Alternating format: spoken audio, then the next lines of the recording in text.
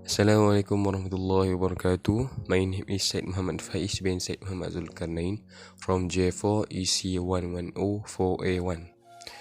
The purpose I am making this video is to present about the personal protective equipment. As we look on the screen, these are the content of my slide. First, introduction to PPE, types of PPE, hazard environment, and conclusion. What is personal protective equipment, or we call PPE?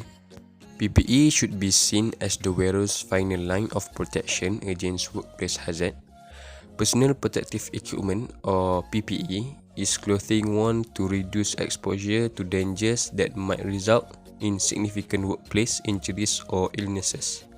Chemical, radiological, physical, electrical, mechanical, and other workplace hazards may cause these injuries and disease.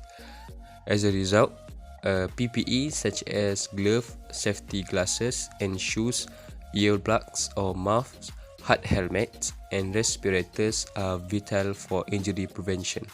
Employers must also teach each employee who is required to use personal protective equipment on when it is required, what kind is required, how to correctly put it on, adjust, wear and take it off, the equipment's limits, and appropriate care, maintenance, useful life and disposal. Next, we go to the 10 most types of PPE using in the construction. For the first one is safety boots. Safety boots are required to protect the feet from the environment where workers carry heavy materials or operate heavy machineries. In order to reduce the danger of slips and falls, they should feature slip-resistant soles. To avoid puncture, the sole should be in good functioning order, and a steel-capped toe is highly suggested to guard against drop and falling things. Okay, next, this is the second one. Safety glove. Safety glove is to prevent injuries to the hands and to comply with the hazard prevention hierarchy. Hands are vulnerable to burns, wounds, fractures, and chemical absorption. Gloves should fit snugly and be free of tears, chemical residue, or burns that might damage their protective properties. And if they become broken, replace them immediately and always use rubber gloves while working with heat or electricity. Up next is ear protection, which is earplugs.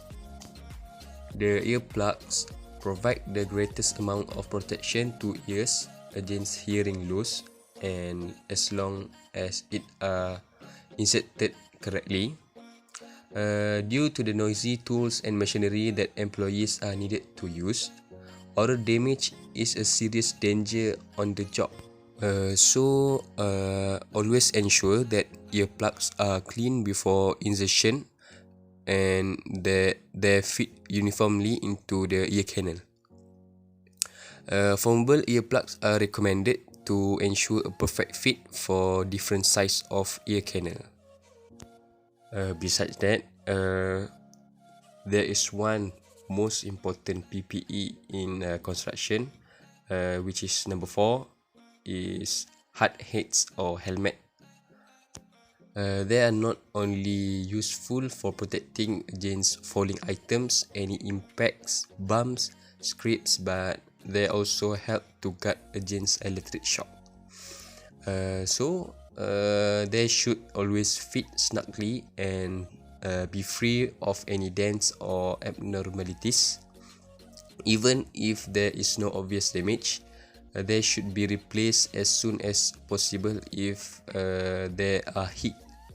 And also be cautious of the cleaning solution used on the hard helmet or hard hals so that its efficiency is not compromised, and never store them in direct sunlight.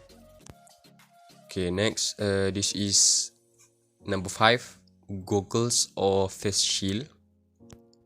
Goggles are important to proper safety. Eyewear protects wearer from hazards. Chemical components, material shards, smoke, and flying items pose a risk to the eyes and face on the job site. Cutting, welding, and concrete pouring are examples of operations that might cause damage to the eye and face, and it should be done wearing goggles or a face shield. Make sure there are no defects on the goggles or the face shield, and they should achieve a firm seal across the cheeks and the forehead and across the width of the wearer's head. The eye and face protection should be carefully cleaned and disinfected after use. Okay, next we go to the number 6, high visibility clothing. When working on sites such as bridge or highways, where there is a chance of being hit by passing motorists, PPE is essential. Vests, coats, trousers, and jumpsuits may all be made in bright colors with reflective elements to increase visibility. These should be properly fitted to avoid tripping hazards and cleaned on a regular basis to ensure that the user is visible from a safe distance. Next, number 7, disposable protective suit. Disposable protective clothing for working with chemical substance and biohazards. It covers or replaces personal clothing, and the main function is to protect the worker from chemical, biological, mechanical, thermal, electromagnetic, and electrical hazards. They must be never shed and be thrown away after each use, since it is disposable. This is because to avoid chemical substance that come into contact with the suit will cause problems to the wearer. Next one is respirators, advance of face mask. A basic face mask may not be sufficient depending on the purpose. A respirator is a mask or hood that protects the wearer while allowing them to breathe clean air. There are many different sorts, so be sure you have the right one for the job. Ensure that the specific item has been fit tested and the wearer has received adequate training before starting work. Any filters should be changed on a regular basis, and should never use a respirator that isn't working. It must be firmly attached to the face with a tight seal. Okay, this one is most important when work at height, which is safety harness belt. It is used for operations conducted at a height. Safety harnesses belt are provided to prevent workers from falling and reduce the risk from accidents from high building. All components should be thoroughly examined before use to ensure that buckles and straps are in good working order. Before beginning the task, a solid connection to the anchor point must be established and checked, and the equipment should be discarded immediately if it used after a fall. Lastly, the type of PPE is sunscreen. Sunscreen is often disregarded as PPE on construction site, although it is critical in preventing the construction workers against UV rays. All that time in the sun can lead to an increased risk of sun cancer. So create behaviors on site to guarantee that workers apply it when they first come and that they continue to do so throughout the day. And to avoid slips and drops, sunscreen must be fully applied into hands before working with equipment if gloves are not available. Furthermore, we go to the number 3 of the content, which is hazard environments at construction site.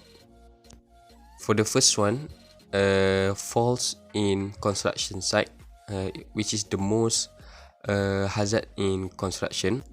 Working at height, both inside and outside of structure, is common in construction.